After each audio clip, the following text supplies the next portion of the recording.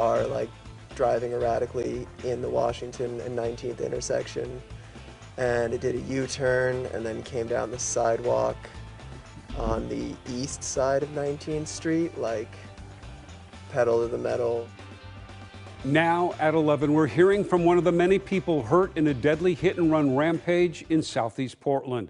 At 11 o'clock, good evening, I'm Jeff Gianola. And I'm Elizabeth Din. And we begin with how the suspect, 64-year-old Paul Rivas, stood in a courtroom earlier today, pleading not guilty to second-degree murder and 6 counts of second-degree assault. Now, Rivas is accused of going on a deadly rampage in his SUV, running over 6 people and killing a woman. Jenny Young spoke with a man who says he was one of Rivas's targets. Jenny? Jeff, Elizabeth, sad situation and scary for the folks involved in this. Ray CHIHAK lives directly across from this vigil. It's been growing since Tuesday night, created in honor of 77-year-old Jean Garrick, who police say was purposely run over not once but twice by Paul Rivas. CHIHAK tells me his heart goes out to Garrick's family and says this is so hard to make sense of.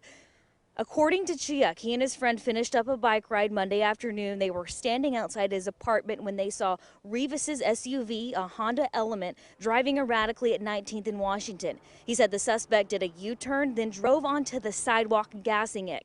CHIHAK says he initially thought the driver was having some kind of medical issue or the vehicle was malfunctioning, but he and his friend soon realized that person behind the wheel intended on running them down. Listen to this. As they got to the end of the block, which would be like Stark Street, the car just did an immediate U-turn and came down the sidewalk on the west side, which is where my friend and I had been standing. My friend managed to get out of the way. The car got me with like the corner of the front bumper and kind of pinned me against the wall of my apartment a little. And then we ended up parallel. And then I kind of ended up on the ground. The car drove a little ways down the block, did an immediate U-turn. And at that point, my friend who had gotten out of the way said, "Hey, the car's coming back around." Fortunately, he was able to get up and get in his house before Rivas hit him again. Now, we do have video of Paul Rivas in court today where he pleaded not guilty to a slew of charges, including second-degree murder.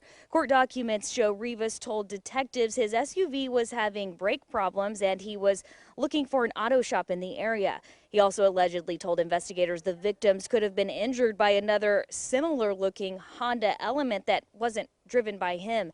And those court documents also revealing that Rivas admitted to hitting a bicyclist, but says he hit that cyclist in order to avoid oncoming traffic. Now, as for CHIHAK, he did go to the hospital with minor injuries. He has some stitches on his shin, and he says he's bruised up and sore, but other than that, he is expected to be okay. We'll continue following this story. Reporting live tonight, Jenny Young, KOIN 6 News. Jenny, thank you. And a memorial for the woman Rivas is accused of killing continues to grow tonight at 19th and Stark. And we talked with a close friend of Jean Garrick. They lived at the same retirement community and went hiking together. Now, we asked her about today's court appearance by the suspect. I've had several emails today with that news that the suspect is in court today, and I feel that he needs to be held accountable for this terrible event. Now, Rivas is scheduled to be back on court next week, and we will be there. And we'll